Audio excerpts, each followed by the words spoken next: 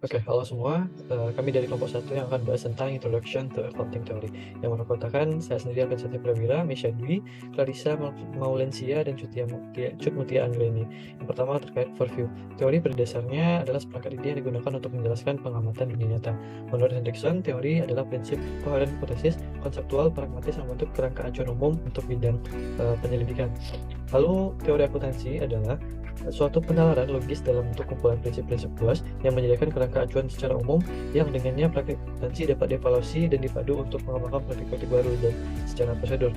Teori akuntansi menjadi landasan untuk memecahkan masalah akuntansi secara beralasan atau bernalar secara etis dan ilmiah dapat dipertanggungjawabkan. Sebelum sistem double entry diresmikan pada tahun 1400, masih sedikit tentang teori yang mendasari praktik akuntansi.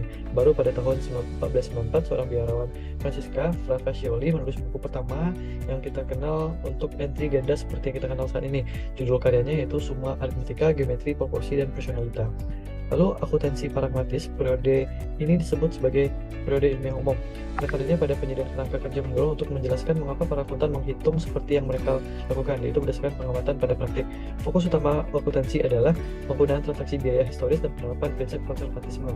ICBM menyediakan dewan prinsip akuntansi dan menunjuk direktur penelitian akuntansi pada tahun 1959. Secara keseluruhan, periode ini berfokus pada sudut pandang praktisi akuntansi yang ada, karena penelitian mendapatkan momentum selama periode tersebut. Teori-teori yang diumumkan secara resmi menjelaskan praktik menjadi lebih rinci dan kompleks. Teori akuntansi normatif adalah dalam periode 1965 sampai 1970. Teori akuntansi normatif merupakan periode kapan percobaan teori akuntansi untuk menetapkan norma-norma atau praktek akuntansi terbaik. Fokus dari teori ini adalah dampak perubahan harga pada nilai aset dan perhitungan laba. Periode normatif mulai berakhir di awal tahun 1970 dan dua faktor utama yang mendorong matinya periode ini adalah yang pertama kemungkinan acceptance of teori normatif silapun, yang kedua penerapan prinsip ekonomi keuangan, peningkatan penyediaan data dan metode pengujian. Dua garis besar kritik utama dari teori normatif di awal 1970. Yang pertama adalah teori normatif tidak harus melibatkan pengujian hipotesis empiris dan teori normatif didasarkan pada pertimbangan nilai. Teori akuntansi positif muncul dari ketidakpuasan terhadap teori-teori normatif dan meningkatnya pengakuan terhadap argumen ekonomi dalam literatur akuntansi. Jadi pada dasarnya teori positif ini tidak dapat dikatakan baru karena didasarkan pada pendekatan empiris yang menjadi dasar dari periode ilmiah secara umum. Untuk teori positif ini, dia berusaha menyediakan kerangka kerja untuk menjelaskan praktik-praktik yang sedang diamati. Dan tujuan dari teori akuntansi positif ini untuk menjelaskan dan memprediksi praktik dari akuntansi. Untuk teori positif akuntansi ini terdapat 3 hipotesis yang dikemukakan oleh Watts and Zimmermann. Yang pertama itu ada hipotesis rencana bonus, lalu yang kedua ada hipotesis utang atau ekuitas, dan yang ketiga itu ada hipotesis kos politik. Research development.